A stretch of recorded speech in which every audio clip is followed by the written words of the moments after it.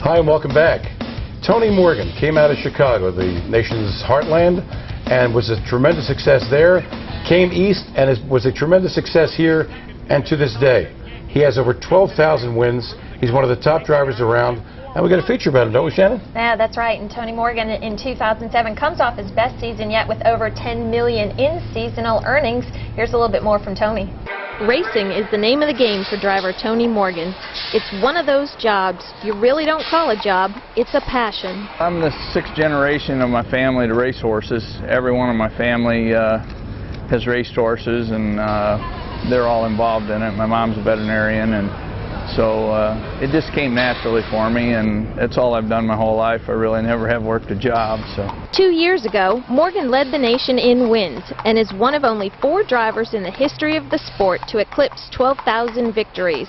It's nice to do that, and I don't set out to do that every year. I just try to have a good day every day, and at the end of the year it works out or it doesn't, one way or the other. They've got 150 to go, and they're all chasing Fake DiAntonio, who holds a 6-length advantage. Quality Western moves up at a second, then No Nonsense Yankee, but Fake DiAntonio's just cruising home. Fake DiAntonio by 4, 148-2. That's a new track record. I'm not a goal setter. I don't set goals at all.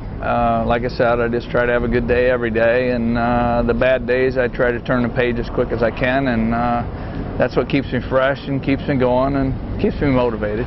Tony just had a birthday. He's now 50. But like most 50-year-olds, tries to downplay the half-century mark. But make no mistake about it, he's on top of his game. His experience has helped him become one of the most successful drivers ever. And if you ask him to pick a favorite horse, he has this to say. I never really had a favorite. Always the last one I won was my favorite. I like, but I have driven, I've been very fortunate to drive some very impressive horses. Sanibel Island was a very good mare. Quick Pulse Mendale was a very good horse. I've just been able to drive some really nice horses, some really good horses, and I've just always been fortunate to be able to drive those kind of horses, and they kind of go with the program. If you do good enough, you get to drive those kind, and they're not much different than driving the cheap ones, except they do it a lot easier. There's no secret to all those wins, just good horses. I just try to fit the horse and try to keep the horse brave, and mostly they do all the work. If I get good enough horses, I do good, and if I don't, I don't. So now that slots has entered the landscape, Tony feels confident the sport is headed in the right direction. And hopefully that will mean a 7th generation of Morgans in harness racing. It's a nice adjunct to the racing, and I think it's a great opportunity for us. I hope we make the best of it and use it to promote the sport and get people involved again. It's a great sport, and I sure enjoy it, and I hope it's here for my kids. And a happy, happy birthday to you, Tony Morgan. 50 years old. All I can say, babe, is I feel your pain. We're going to stay here at Irish Chester and look at the 4-year-old open pace, right, Shannon? That's right. The 4-year-old open pace, the purse was $35,000. Always a Virgin goes off at 1-5, makes his 2nd seasonal debut.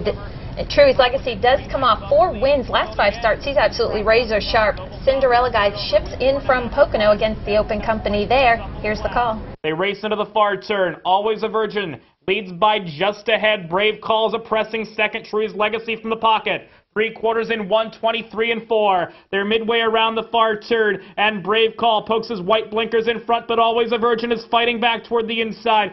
Cinderella Guy is unleashed 3 wide. Truey's legacy is waiting for the open stretch. He's 2 off the lead. They're at the top of the stretch. And it's Brave Call with Always a Virgin. They're joined at the inside by Truey's legacy. Cinderella Guy far outside. Noble Falcon. They come to the wire. Always a Virgin. A winner of over $1 million in 2007. Always a Virgin scores here on top with Brian Sears at 1-5. Cinderella Guy and Tim Tetrick 2nd. And Brave Call, Eric Goodell finished 3rd. I don't know about you, Steve, but Always a Virgin, he looked beat mid-stretch and he battled back to win. He did, not the way you want a 1-5 shot to win. But he looked beat at the head of the lane. I thought he was done. Yeah, I thought he was done, and then Brian Sears worked him hard, and he got him home at 1-5. Let's go back now to 1977, to Brandywine Raceway, 31 years ago. Eek! Sometimes I freak myself out with that. 31 years ago to Brandywine Raceway for a terrific story about Oil Burner, a Hall of Fame pacer, and a terrific story. Let's go back to 1977 and see one of Oil Burner's terrific races. Sunday, May 25th, 1977, Brandywine Raceway, the scene of one of the important races of the early season. A select field of pacers go to post in the feature race. Track announcer Roy Shutt is in rare form. There they go. Mr. Caramia goes and gets that lead oil burner right there to tag in behind. Committeeman is third. The Town Drunk is fourth. And Richmond is the trailer. As usual, Mr. Caramia sets the pace. It's a fast one. As they come around here, Mr. Caramia's got 3 lengths. Oil burner is second by 2. Committeeman is third by about 5. Then the Town Drunk and Richmond. They're coming by that first quarter in 28.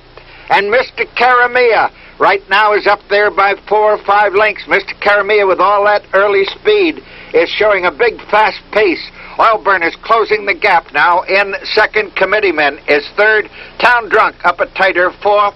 And Richmond the trailer. Mr. Caramia with 3 lengths as they go to the half mile.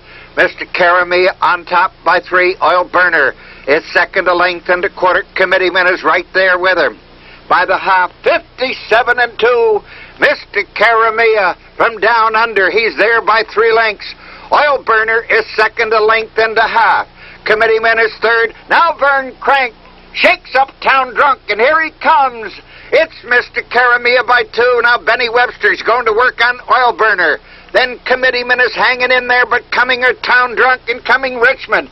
Mr. Caramia, he's by the 3/4. 125 and 3. We can break the track record here. Mr. Caramia, he's hanging in there by a length and a half. Oil burner is second. Committeeman third. In the stretch, Mr. Caramia. Oil burner's coming to him, but Mr. Caramia whipping and driving. Oil burner scooting up on the outside. It's oil burner and coming on. Town Drunk. It's oil burner in front. Oil burner and Town Drunk. Oil burner is the winner. Town Drunk second, Mr. Caramia third. The time 1:55 breaks Meadow Blue Chip's track record by 1/5 of a second. This has been a Big B TV production. Oil burner, 1977 at Brandywine Raceway as part of our Blast from the Past feature. We'll be back with more, some races from Pocono you'll want to see. Terrific stuff right here. Don't go away.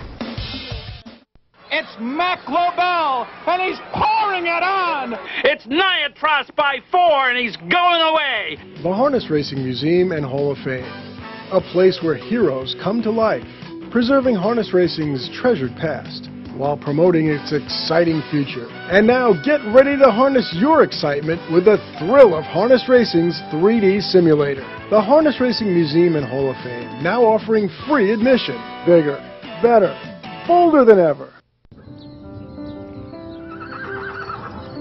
This is where it begins.